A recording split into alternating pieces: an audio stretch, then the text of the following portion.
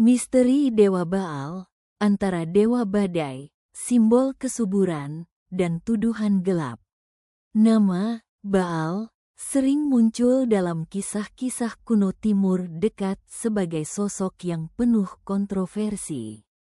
Bagi sebagian orang, ia adalah dewa badai dan kesuburan yang dihormati. Bagi yang lain, ia identik dengan penyembahan berhala dan ritual kelam. Lalu, siapakah sebenarnya Baal? Dan mengapa namanya terus hidup dalam narasi misteri hingga hari ini? Siapa Baal? Secara harfiah, kata Baal dalam bahasa Semitik berarti tuan atau penguasa. Jadi, Baal bukanlah satu sosok tunggal pada awalnya, melainkan gelar yang digunakan untuk berbagai dewa lokal di wilayah Kanaan, Fenisia, dan Suriah kuno. Namun dalam tradisi Kanaan, Baal paling sering merujuk pada dewa badai dan hujan yang sangat penting bagi pertanian.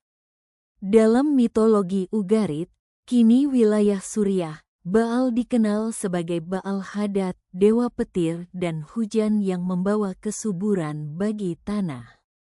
Dalam masyarakat agraris kuno, hujan berarti kehidupan. Maka Baal bukan sosok jahat, melainkan pelindung panen dan simbol kekuatan alam. Pertarungan kosmik. Dalam teks-teks kuno dari kota Ugarit, sekitar abad ke-14 SM, Baal digambarkan terlibat dalam pertempuran kosmik melawan Yam, dewa laut, dan Mot, dewa kematian. Kisah ini bukan sekadar dongeng, melainkan simbol siklus alam, musim kering dan musim hujan, hidup dan mati, kekacauan dan keteraturan. Ketika Baal mati oleh Mot, bumi menjadi kering. Ketika ia bangkit kembali, hujan turun dan kehidupan kembali tumbuh. Pola ini mencerminkan pemahaman masyarakat kuno tentang pergantian musim. Misterinya bukan pada kengerian, tetapi pada cara manusia purba menjelaskan fenomena alam melalui mitologi.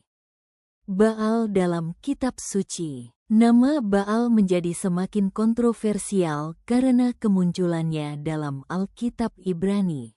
Dalam teks-teks tersebut, Baal digambarkan sebagai dewa asing yang disembah oleh bangsa Kanaan dan menjadi simbol penyimpangan iman Israel kuno. Kisah Nabi Elia yang menantang nabi-nabi Baal di Gunung Karmel adalah salah satu narasi paling terkenal. Di sini, Baal bukan lagi dewa hujan, melainkan lambang penyembahan berhala yang ditentang keras oleh tradisi monoteistik. Dari sinilah citra Baal mulai berubah, dari dewa alam menjadi simbol kejahatan religius dalam perspektif tertentu. Tuduhan pengorbanan anak. Salah satu aspek paling gelap yang sering dikaitkan dengan Baal adalah dugaan praktik pengorbanan anak. Beberapa sumber kuno dan temuan arkeologis di wilayah Kartago, koloni Fenisia di Afrika Utara, menunjukkan adanya ritual pengorbanan yang kontroversial.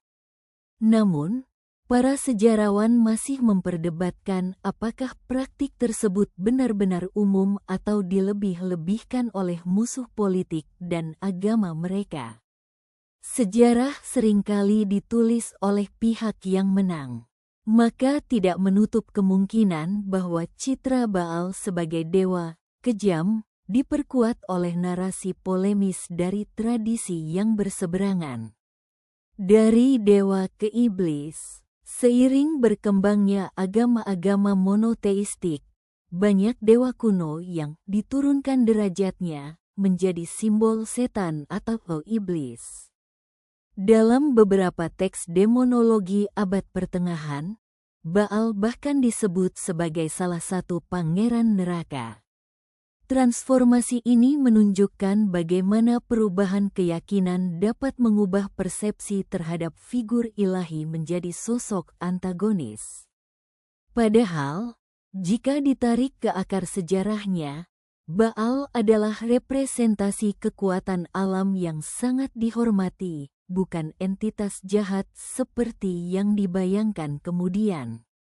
Misteri yang bertahan. Misteri Baal bukan terletak pada apakah ia benar-benar ada, melainkan pada bagaimana satu nama dapat mengalami transformasi makna selama ribuan tahun. Dari Tuan Hujan, yang membawa kehidupan, menjadi simbol kemurtadan, lalu berubah lagi menjadi figur demonik dalam literatur okultisme. Kisah Baal mengingatkan kita bahwa sejarah kepercayaan manusia selalu kompleks dan dinamis. Apa yang dianggap suci oleh satu peradaban bisa dianggap sesat oleh peradaban lain.